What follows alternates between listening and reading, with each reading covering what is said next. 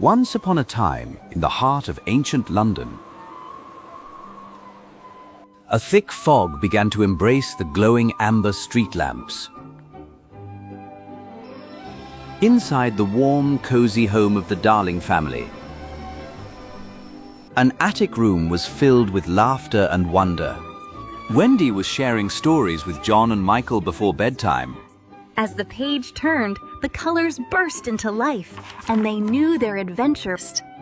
For they never, ever have to grow up. Just outside the window, a special guest was listening. It was Peter Pan, the boy from the legends. Traveling with him was Tinker Bell, a tiny fairy. She radiated a golden light, as bright as a sunbeam. He came to find his lost shadow. But Peter's shadow was quite mischievous tonight. It refused to stay still, jumping and playing hide and seek. Stay still, you naughty shadow. It hid behind the curtains and under the beds. I'm gonna catch you right now. The clattering noise startled Wendy awake. She saw a strange boy struggling with his shadow. You can't just catch a shadow like that. Let me help you. Wendy gently sewed the shadow back onto Peter's heels. Peter jumped for joy as his shadow followed him. And just like that, Peter and Wendy became friends. Would you like to come to a magical land with me? There's no homework there, and no adults to wake us up. Wow, look! We're actually flying! This is incredible! They burst through the window, leaving London far beneath. They flew past the Big Ben clock tower. The second star on the right, and straight ahead. They soared endlessly over layers of soft clouds. As dawn appeared, a heart-shaped island emerged. That was Neverland, the place of dreams. It was home to emerald jungles and silver waterfalls. But this peace was only a mask for danger.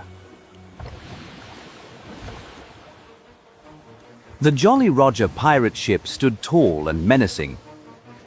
Captain Hook was peering through his telescope. He gnashed his teeth as he spotted Peter Pan. Finally, you've shown your face, flying boy! Peter led them to the Lost Boys' secret base. These children had never seen a mother before. They welcomed Wendy like a miracle to their home. Ships lifted anchor, sailing toward the shimmering castle high above the whispering woods. Wendy told stories and warmed their souls every night. But Captain Hook was a man who never gave up. He lurked in the shadows like a hunting leopard. Hook kidnapped Wendy and the boys during Peter's absence. To finish off Peter, Hook left a secret gift. It was a cake filled with a powerful potion. Eat this, flying boy, and sleep forever. When Peter returned, he was starving and tired. He prepared to eat the cake immediately. But Tinker Bell had seen the pirates' plot. Peter didn't understand the warning and reached out. In that split second, she made a brave decision. She lunged forward and tasted the poison herself. The brilliant light on Tinker Bell faded away. She fell into Peter's palm like a dying flower.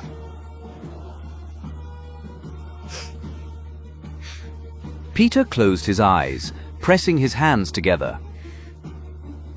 He remembered all the happy memories they shared.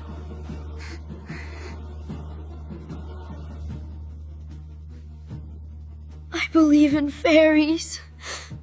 I believe in you. Miraculously, a tiny spark of light began to spread. The spark suddenly exploded into a radiant aura. Golden bells chimed again, playful and full of life. Great! Let's go save our friends, little fairy. Crying won't help you now. You belong to me. Wendy stood brave, refusing to join the crew. Just then, a brave crowing sound echoed out. Set them free, you wicked pirate! Peter flew through the air, faster than ever. Not the beast! Get away from me! Hook slipped and tumbled into the deep sea. He swam for his life, followed by the never-ending tick-tock. Victory belonged to Peter and his friends. But after the joy, a gentle sadness crept into Wendy's soul. She looked at the stars and remembered her old home, the warmth of her mother's hand, and her father's loving eyes.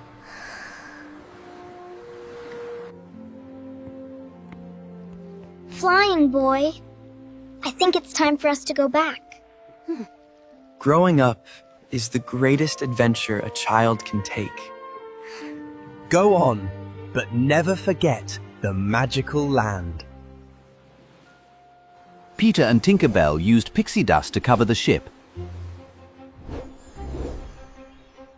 turning it into a golden vessel cast from pure sunlight. The ship flew past the moon, carrying the children home, across the ocean back to their familiar attic room. They arrived at the house where it all began. When Wendy stepped onto the floor, she saw her parents. They were exhausted from worry, sleeping by the window. Wendy knew that from tomorrow on, she would grow up. She would have to learn the lessons of adulthood. But in her heart, Tinker Bell's chimes will echo forever, and Peter Pan's laughter will never truly leave her. For magic is never far away. It always lives in the hearts of those who dream.